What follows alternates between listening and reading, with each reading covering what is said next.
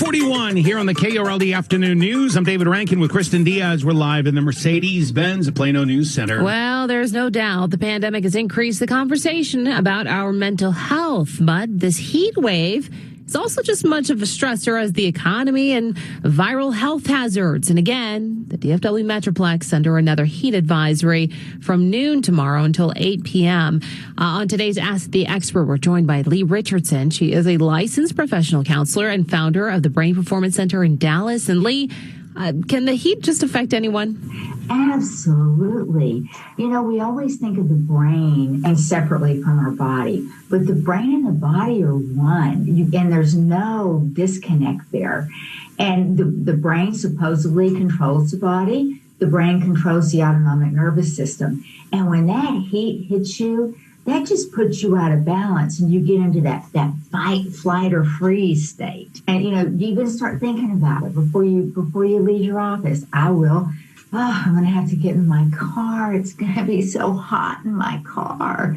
And then that starts those negative thoughts. That starts them rolling. You know, I thought it was interesting that there's been some research that shows that even crime can be on the rise when it's hot outside. Can you explain that? Well, you know, I've noticed in the last couple of weeks a lot more aggression just driving my car. I'm hearing a lot more horns honking, and I'm seeing a lot more people cut out in front of other people. And I think that when we get into that agitated state, we become more we react more, and we're more impulsive.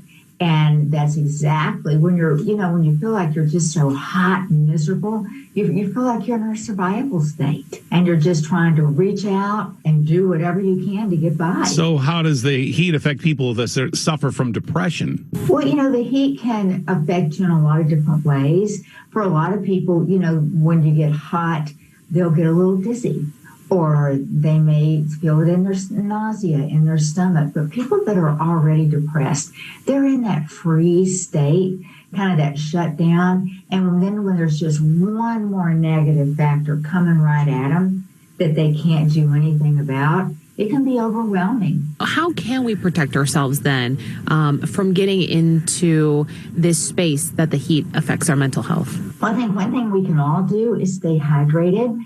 And actually, we should all be drinking half of our weight in fluid ounces of water every single day.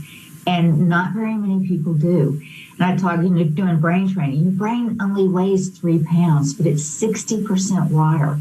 How well do you think that brain is working when it's dehydrated? Besides staying hydrated, I think put some plan into your day. Be intentful about when you go out and run your errands. Don't go out in the hottest part of the day. You know, have some intent on how you stay cool. That is Leigh Richardson of the Brain Performance Center on today's Ask the Expert.